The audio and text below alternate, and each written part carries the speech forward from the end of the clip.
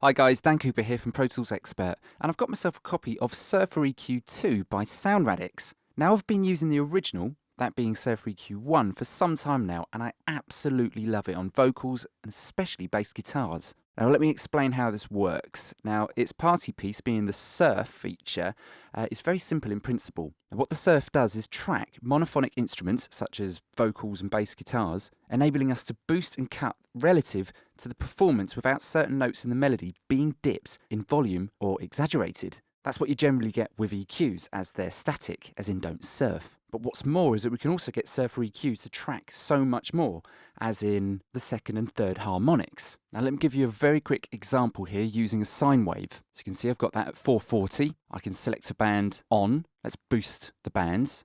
Now this is just static EQ, as you can see.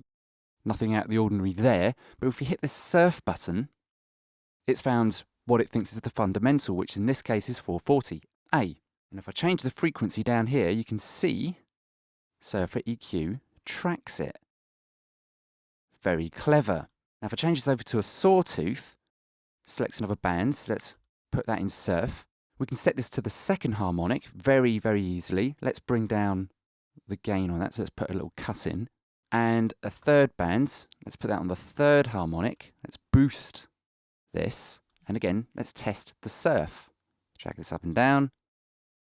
Follows it nicely. And that, in a nutshell, is the surf feature in Surfer EQ. And if I play the sawtooth here and sweep up and down, you'll hear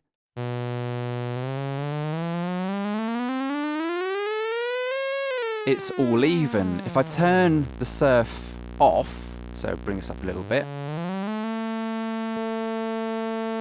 and now sweep, you can hear that fundamental getting louder here and getting quieter here. And that example there just sort of demonstrates what a static EQ does and why the surf feature in Surfer EQ is just brilliant. So what new features in Surfer EQ do I like? Well, for starters, we have this updated GUI that looks a lot sharper compared to the previous version. And as you can see, we've got metering, we've got the EQ that's analysed in the middle here, which is nice, and I just feel it's a better layout and presentation of the controls as well. Now the previous version had lots of colour-coded controls for each band, which was a bit unnecessary. Now though, we have all of those controls in one place. As you can see, they're arranged in and around this dial for each band. So if we've got it in surf mode, for instance, we can select, obviously if it being on the fundamental, all the harmonics that relate to that. If not, we can have surf off. We can actually choose a frequency. Again, this is sort of standard EQ stuff. Boost and cut. We can select different types of cue. It's great. It's all in one place. Now, the best new feature in Surfer EQ2 is something called the Spectral Gate. Think dynamics here. By using this gate threshold called GTE, we can set this and use both the attack and recovery times at the bottom here to get bands to react to dynamics of the playing. Let me give you an example of this. I've got a vocal here. Things that keep me up at night, those things that occupy my mind.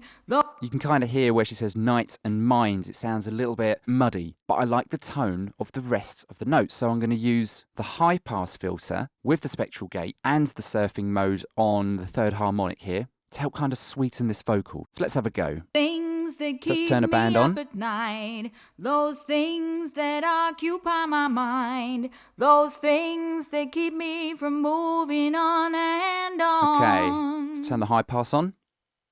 When things that keep me up at night, those things that occupy my mind, those things that keep me from moving on and on. So as you can see there, the high pass filter is turning down that energy I wanted attenuated below the fundamental note. Let's play around that again. Things that keep me up at night, those things that occupy my mind, those things that keep me... Now if I wanted, I could actually increase the energy of the fundamental and get that to track as well. So let's just increase the notes there a little bit. Let's have a listen. Things that keep me up at night, those things that occupy my mind, those things that keep me from moving high shelf on as well. And on. Brighten the vocal. Again, this is surfing. When things that keep me up at night, those things Bypass. that occupy my mind, those things that keep me from moving on and on. Now I know it's subtle, but it's nice to know that I'm not losing any notes within the performance.